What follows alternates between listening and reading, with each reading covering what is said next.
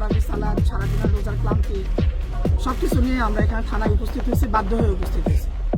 কোনো একজন মেয়েকে উনি বলছেন যে আপনার ওড়না পরা উচিত, আপনার বোরখা পরা উচিত, যৌন হেনস্থার অভিযোগ নিয়ে আসছে, যেটা সম্পূর্ণ মিথ্যা, ভিত্তিহীন।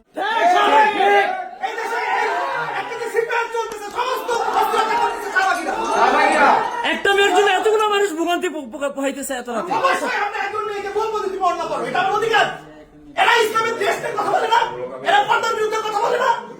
তাদেরকে গ্রেফতার করা হয় না কেন?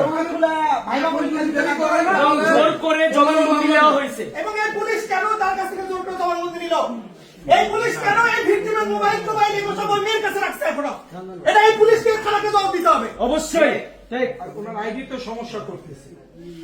আমি লাইভে গেছি, আমার আইডি অলরেডি রিপোর্ট করে করে গেছে। আমার আইডিটা এখন আমি লগইন করতে পারতেছি না। ভিকটিমের ফোন আপনি চিন্তা করেন, ভিকটিমের ফোন থানা সহযোগিতা করে মেয়ের কাছে দিয়ে দিচ্ছে। কি সুন্দর। এই থানা কোন তদন্ত ছাড়া মামলা নিছে এবং ভিকটিমকে জোরপূর্বক জবানবন্দি দিতে বাধ্য করছে। আইন আমাদেরকে কোনো সম্মান করে লকার না। খোলেন, লকার খোলেন। আইন আমাদেরকে সবাই লকারে যাব, সবাই লকারে। আইন আমাদেরকে কোনো সম্মান করে না। সবাই লকারে যাব, প্রায় সাথে আমরা লকাবে থাকবো। সবাই লকারে যাব।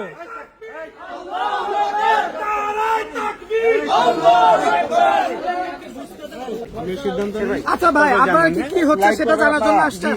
দেন লাইভ করেন, কি হচ্ছে সেটা জানার সবার অধিকার আছে, আমরা কোনো সিদ্ধান্ত দিচ্ছি না।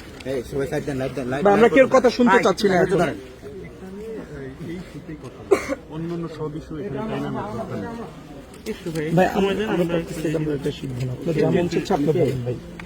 আপনি যেমন চাচ্ছে আপনি বলবেন। দর্শক সাথে থাকুন। যেটা লিগেল এটাই বলতে হবে। এখানে আমরা তো অপরাধী না। না না, আমরা বাতিলের বিপক্ষে কথা বলতে আসছি। হকের পক্ষে আমরা এতক্ষণ ছিলাম, আমাদের মানে কোনো দামই দিচ্ছে না। ভাই একটু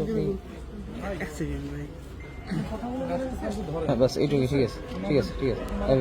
হ্যাঁ এবার জিজ্ঞেস করেন।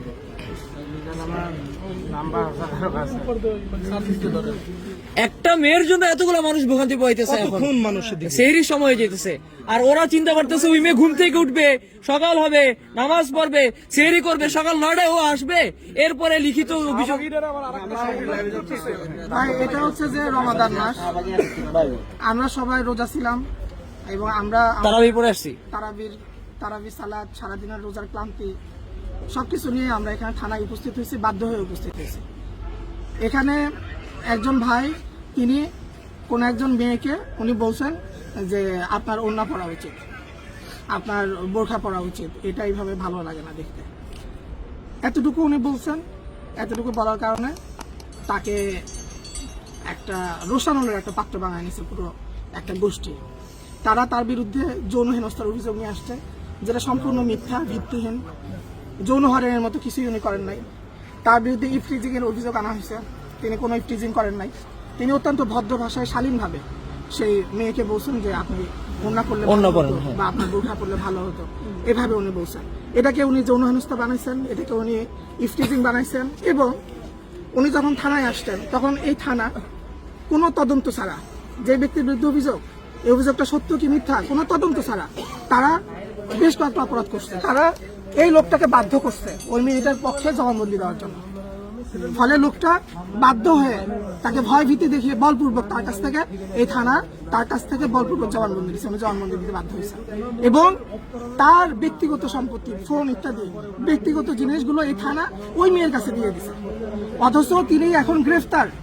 তার সমস্ত ব্যক্তিগত জিনিসগুলো থানায় থাকার কথা, কিন্তু এটা তার কাছে নাই। এটা আছে হচ্ছে যে ওই যে মহিলা অভিযোগ করছে সেই মহিলার কাছে আছে।